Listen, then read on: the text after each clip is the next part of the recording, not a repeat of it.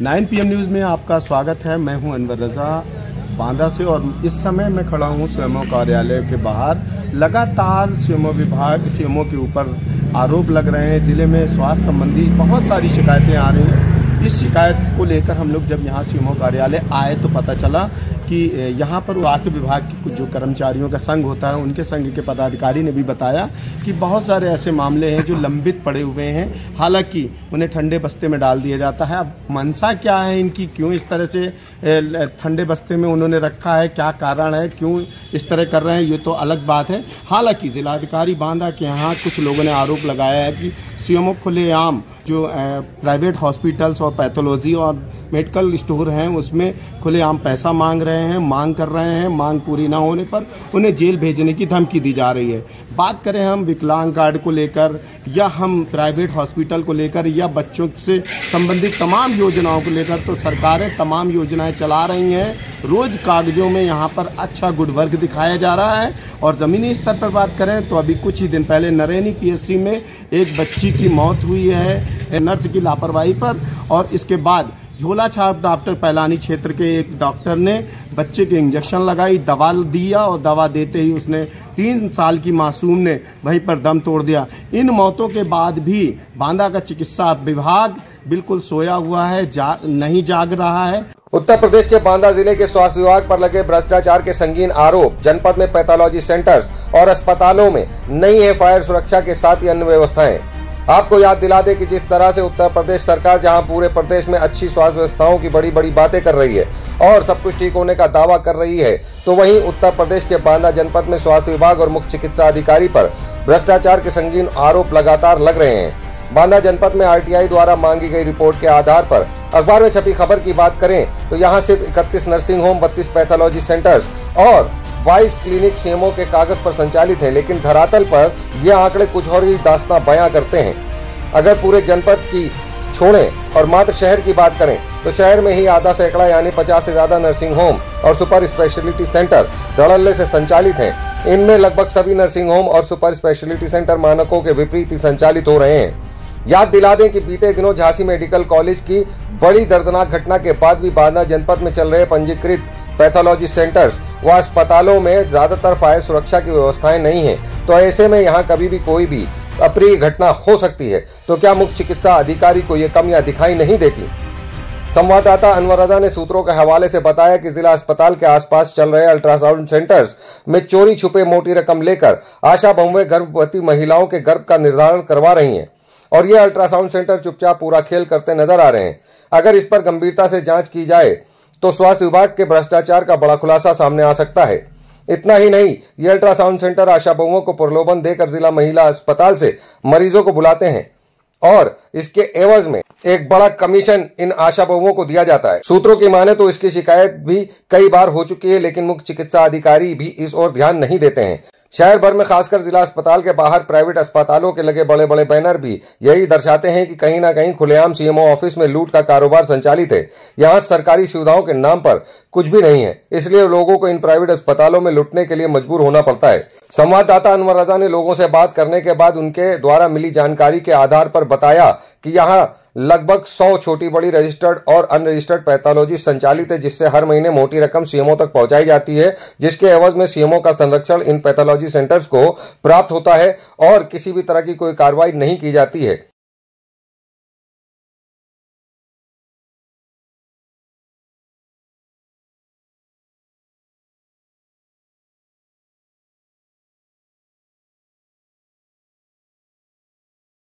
अब आप खुद देखिए मुख्य चिकित्सा अधिकारी पर किसने और कैसे आरोप लगाए। कहाँ से आए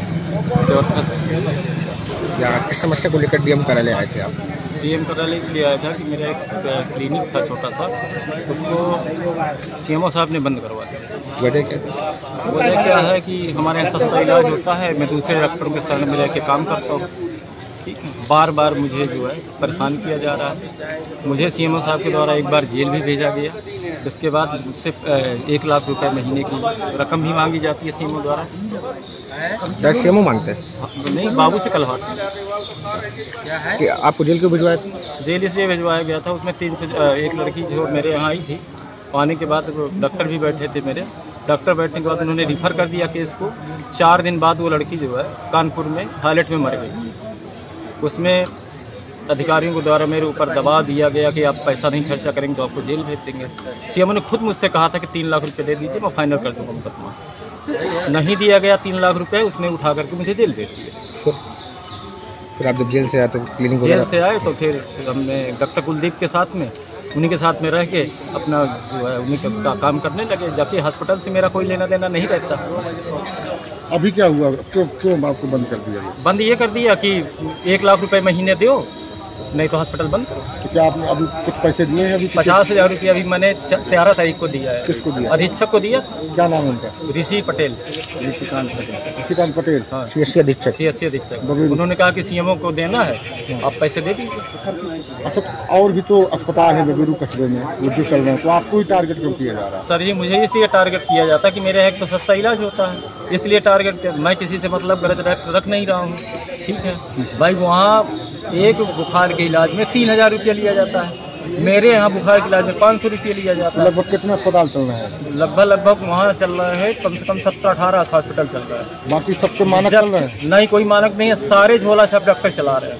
सारे झोला छाप, किसी के पास कोई डिग्री नहीं। क्या उनसे कोई प्रॉपर वसूली करवाते हैं अधिकारी से? नहीं। हाँ, 20-30 हज़ार रुपया देते हैं वहाँ मंथली, तब वो चला रहे हैं। अस्पताल व्यावसायिक भवनों में चल रहा है या निजी? नहीं, उसमें है चल रहे हैं सब भाड़े के, निजी बिना भवनों, रजिस्ट्रेशन के भाड़े में चल रहे हैं सब निजी भवनों। निजी भवनों। क्या नाम है आपका? गंगा सागर। क्या नाम है आपका? श्याम बाबू त्रिपाठी। किस मामले को लेकर के आज यहाँ आए थे? आज हम इस मामले को लेकर के आए थे कि सीएमओ द्वारा पूरे जिले में, जनपद में, गांव से लेकर कस्बे तक और शहर तक जो भ्रष्टाचार पनप रहा है, सीएमओ द्वारा हो रहा है कार्य। तमाम झोला छाप डॉक्टरों द्वारा प्राइवेट क्लिनिक चलाए जा रहे हैं, बबेरू, बिसंडा, तारा, नारायणी, ओरन, सिंहपुर और प्लस शहर में। उनसे मोटी रकम वसूली जा रही है और अगर कोई रकम नहीं देता है सही तो उसके ऊपर कार्रवाई की जाती है। किसी से 50,000, किसी से 1 लाख रुपए मांगे जाते हैं कि अगर तो आपको क्लिनिक चलाना है तो इतना पैसा दीजिए, नहीं तो क्लिनिक नहीं चला पाएंगे, सीज कर दिया जाएगा। इस तरह से पूरे जिले से अवैध वसूली की जा रही है, जिसको लेकर के उनको ये पता नहीं है कि ये प्राइवेट डॉक्टर न डिप्लोमा है न डिग्री है, ये किसी की जान ले सकते हैं, जान घातक कर सकते हैं। और तमाम लोगों के साथ ऐसा होता है कि वहाँ का प्राइवेट ऐसे नर्सिंग होम है जो कि पैसा वसूल कर लिया जाता है, 2-4-10 हज़ार रुपये ले लिया जाता है। जब मरीज सीरियस हो जाता है तब वो जिला अस्पताल के लिए भेजते हैं। ऐसे तमाम लोगों की मृत्यु हो जाती है क्योंकि उनके पास कोई स्पेशल डिग्री तो है नहीं है, न एक्सपीरियंस है।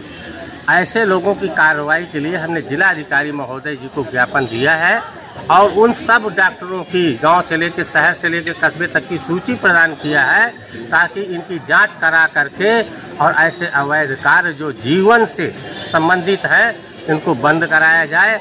और अगर नहीं बंद कराया जाएगा और सही जांच नहीं होगी तो इसके विरुद्ध हम विकराल आंदोलन करेंगे और उसमें सीएमओ का और आगे जो अधिकारी इसमें लापरवाही करेंगे उनका घेराव करेंगे। जी ये बताइए कि ये गंगा सागर यादव हैं जिनका लगातार 1 साल से शोषण हो रहा है, सीएम ने उसको जेल भी भेजा, वो चाहे बीएमएस की डिग्री लगाए तुरंत उसको बंद किया जाता है, एमबीबीएस का लगाए तुरंत को सीज कर दिया जाता है, उनसे लगातार डिमांड की जाती है। इसके बारे में क्या कहना है आपका? इसके बारे में ये है कि गंगा सागर जैसे तमाम ऐसे डॉक्टर हैं जो अच्छी रकम नहीं दे पाते हैं, उनके ऊपर कार्रवाई ये सीएमओ करता है।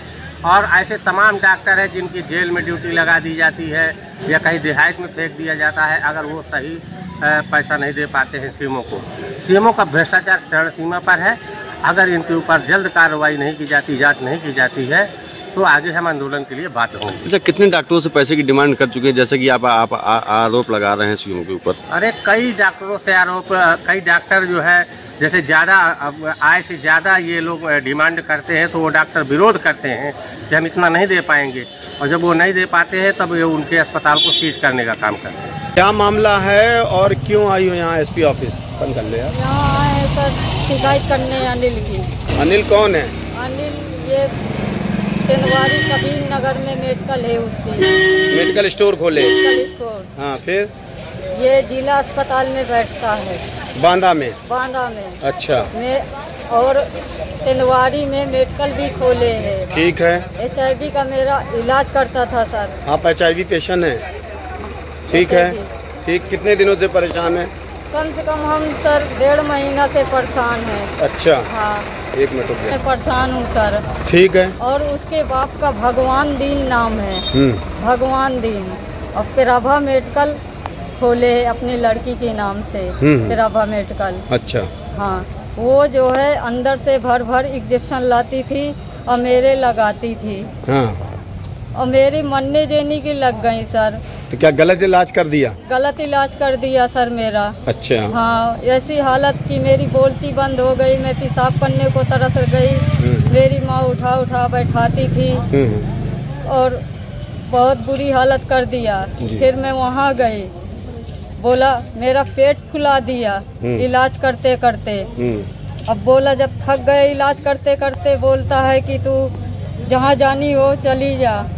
गाली देने लगा मुझे, बुरी बुरी गंदी गंदी।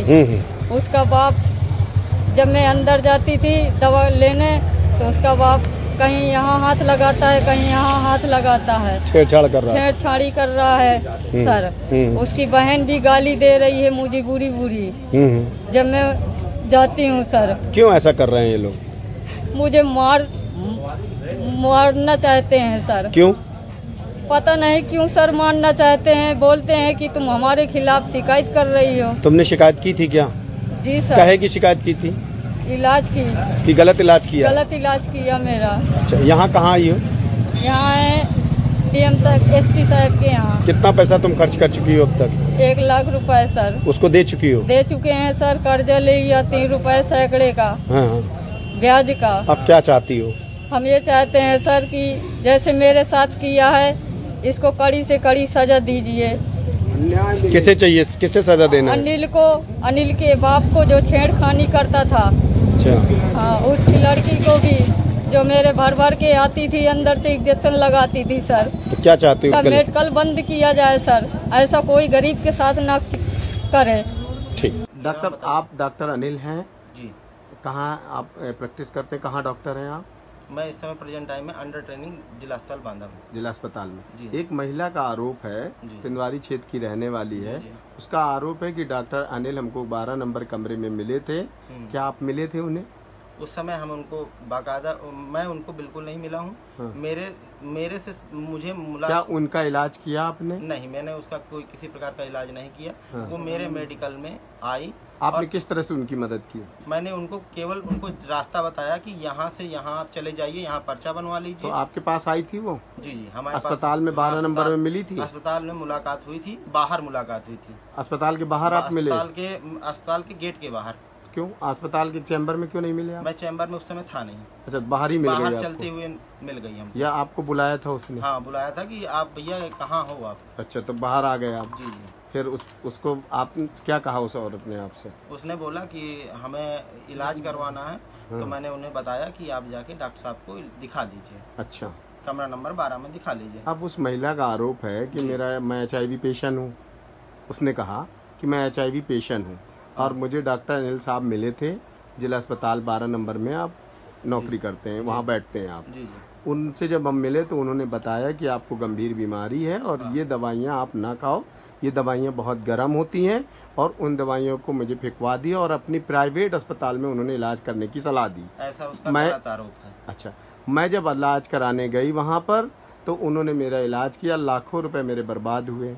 गलत आरोप है। अच्छा, आपके पिता पे भी आरोप लगाया उन्होंने कि वो लौंग देते थे, फूक झाड़ का पानी पिलाते थे, इस तरह की बातें उन्होंने कहा है कि उन्होंने बदतमीजी की मेरे साथ में। पुरानी रंजिश होने की वजह से ऐसा हमें फंसाया जा रहा है। अच्छा, तो ऐसा कुछ नहीं है? ऐसा कुछ नहीं। तो कोई फूक झाड़ नहीं करते आपके पिताजी? पिताजी से पुरानी रंजिश है। अच्छा, एक बार आपके पिताजी का वीडियो वायरल हुआ था फूक झाड़ का, मुझे जानकारी नहीं उससे। मैंने आपको जानकारी दी थी डॉक्टर साहब? मैंने देखा था लेकिन वैसा कुछ मुझे समझ में नहीं आया। अच्छा, तो उन्होंने ये बात कही कि मैंने जब विरोध किया छेड़खानी का तो उन्होंने मुझे गंदी गाली देके भगा दिया। मेरे पास आई ही नहीं दोबारा। एक बार आई थी। कितने दिन इलाज कराया आपसे? मेरे पास सिर्फ एक बार दवा लेने आई थी, बुखार की दवा लेने आई थी। यहाँ मेडिकल स्टोर? जी, यहाँ तिंदवारी में। तिंदवारी में आपके मेडिकल स्टोर? मेडिकल स्टोर से दवा उन्हें लेने आई, तो प्रभा बैठी थी, तो उसने अपना दवा मुझसे पूछी कि क्या दवा देना है, तो मैंने बता दिया कि इसको पैरासीटामोल दे दीजिए, बीकासूल टैबलेट दे दीजिए। और कोई दवाइयाँ नहीं? और कोई मैंने दवा नहीं दी। अब देखने वाली बात ये होगी कि कितनी मौतों के बाद बांदा सीएमओ जागेंगे, या कार्रवाई होगी, या जांच की बात कही जाएगी। अनवर रजा, बांदा। 9 PM न्यूज, हम दिखाएंगे झूठ को सच का आईना। सच के लिए देखते रहिए 9 PM न्यूज।